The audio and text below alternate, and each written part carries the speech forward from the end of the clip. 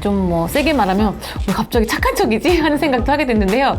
럭셔리 브랜드가 분명히 나쁜 브랜드는 절대 아니죠.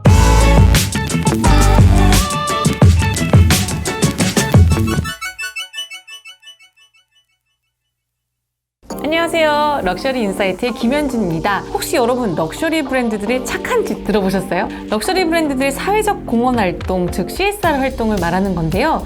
사실 럭셔리 브랜드들은 이런 활동에 좀 인색하기로 유명했습니다. 이웃을 돕기 위한 따뜻한 손길이 필요한 연말연시에 특히 좀 이런 기사들이 몇 년 전만 해도 신문이나 방송 헤드라인을 장식하는 걸 보신 적이 있으실 겁니다. 명품 브랜드, 벌 땐 신나게, 기부엔 쥐꼬리, 한 해 수백억 원 벌어간 땡땡 브랜드가 국내 기부는 단돈 1만 원, 이런 제목만입니다. 실제 한국에서 본격 성장기에 놓였던 명품 산업은 최근 20여 년간 실제 기부보다는 어떤 매출을 높이는 데만 좀 혈안을 높였던 것이 사실입니다. 글로벌 차원에서도 비슷한 위상과 어떤 규모의 비럭셔리 분야에 비해서는 기부 규모가 좀 터무니없이 적다. 그래서 사람으로 치면 뭔가 겉은 화려한데 속은 좀 인색한 얌체 같은 이미지를 줬던 것도 사실이었습니다.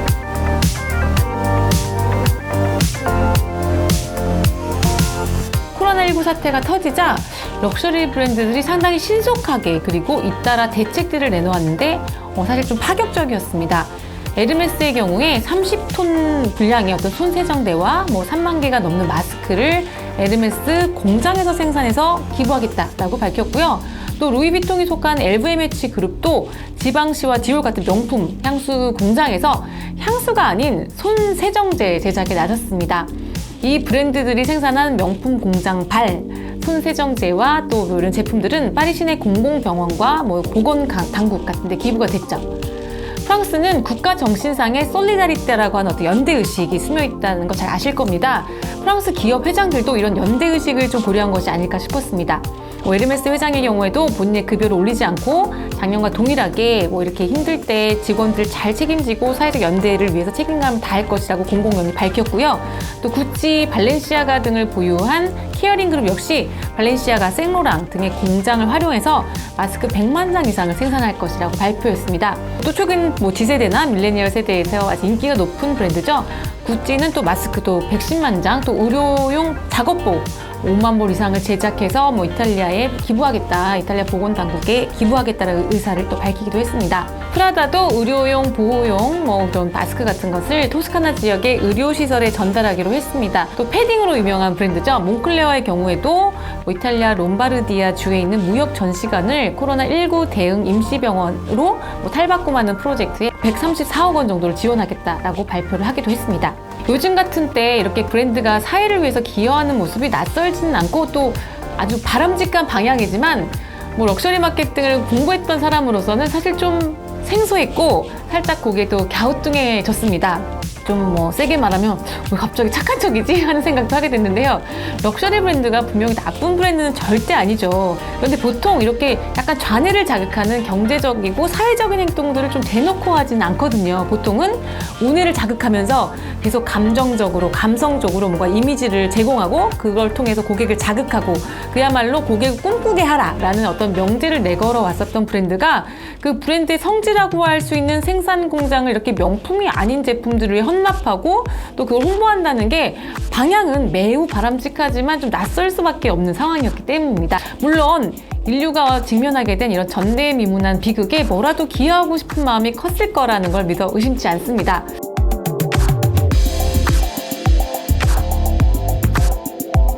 권위 있는 학술지에서 종종 럭셔리 브랜드가 CSR 활동을 할 경우 그다지 효과적이지 않다라는 연구 결과를 내놓으면서 럭셔리 브랜드가 기부를 하지 않아도 된다라는 명분을 제공하기도 했는데요. DBR에도 논문 요약본이 실린 적이 있습니다. 바로 2012년에 이 연구인데요. 명품 기업의 사회적 책임 활동의 경우 오히려 역효과를 불러일으킬 수 있다라는 바로 이 내용입니다.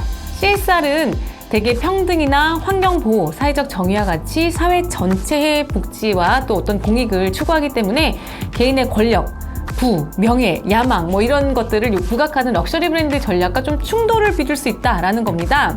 따라서 럭셔리 업계가 이런 CSR 활동에 투자하는 게 과연 브랜드 이미지를 향상시키는 데 도움이 될까?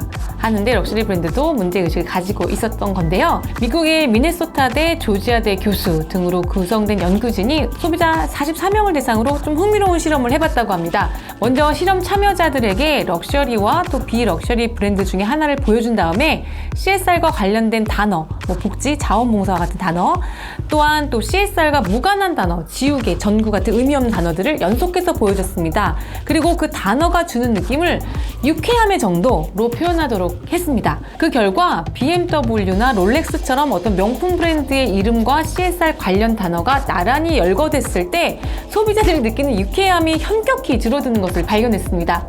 또 다른 실험에서는 럭셔리 시계 브랜드인 롤렉스의 광고 문구를 다양하게 변화시켜서 대학생 279명에게 제시한 뒤에 그 반응을 살폈는데요. 광고에서는 CSR, 전통, 개방성, 사실 중에 하나에 초점을 두고 제작됐습니다. 실험 결과 롤렉스는 더 공정하고 평등한 사회를 만들기 위해 노력하고 있습니다라고 이런 것과 같은 CSR을 강조한 광고 문구에 노출된 그룹의 경우에 브랜드 평가가 좋지 않았고 또 심지어 광고가 전달하고자 하는 메시지를 좀 이해하기 어렵다라는 반응을 보였습니다. 이 실험에서 알 수 있는 게 뭘까요? 어떤 CSR이 추구하는 가치와 명품 제품이 추구하는 가치가 상충할 경우에 오히려 역효과가 난다라는 교훈을 주는 논문이었습니다. 이 연구가 어떤 명품업계에 회자되긴 했지만 사실 이에 반대되는 결과에 어떤 후속 연구들도 진행됐던 바가 있어서 명품업체의 CSR 활동이 효과가 있는지 없는지에 대해서는 아직 연구 중이라고 할 수 있습니다. 다만 최근 명품업체들이 G세대라고 하는 신소비자 그리고 코로나 사태라고 하는 강력한 외부 변수를 만나서 보이는 활동을 보면 어떤 소개드렸던 논문과는 좀 반대 행보를 보이고 있다라고 싶어서 한번 주목해 볼 만하지 않나 싶었습니다. 하지만 또 하나 신경 쓰지 않을 수 없었던 게 있지 않을까 하는 생각이 드는데요. 바로 사회적 인식의 변화입니다. 10년 전만 해도 저도 그런 기사를 썼었고 어떤 사회적 기부에 인색하다 이런 기사가 나갔을 때 명품 원래 좀 그래요. 또는 공식적으로는 드릴 말씀이 없다 라고 이렇게 말했을 브랜드들이 이제는 어떤 최근의 전 세계적인 흐름 또 이런 사회적 가치 그 다음에 인류의 공영 공생이라는 세계 시민들의 의식 변화를 인식하지 않을 수 없게 된 게 아닐까 싶습니다. 특히 말씀드렸듯이 그 중심에는 사회적 공정에 대해서 그 어느 기성세대보다 관심이 많은 G세대가 있습니다. G세대 소비자가 럭셔리 소비자의 큰 축으로 부상하고 있는 만큼 이들의 관심사에 더욱 신경을 쓰지 않을 수 없다는 논리인데요. 패션은 워낙에 의상의 제작, 폐기 과정에서 환경 오염원을 많이 배출시킨다고 해서 약간 사회적 가치에 좀 역행한다 이런 브랜드로 알려져 있었는데 최근에는 이런 오명을 씻기 위해서 많은 노력을 기울이고 있습니다. 실제로 최근 2, 3년치 컨설팅 리포트를 보면 럭셔리 브랜드들에게 더욱더 이런 가치를 더욱더 견지하라 라고 주장하는 그다음에 충고하는 내용들이 빠지지 않음을 알 수 있습니다. G세대의 어떤 사회적인 인식 또 환경 인식과 관련해서 대표적인 인물이 잘 아시다시피 그레타 툰베리입니다.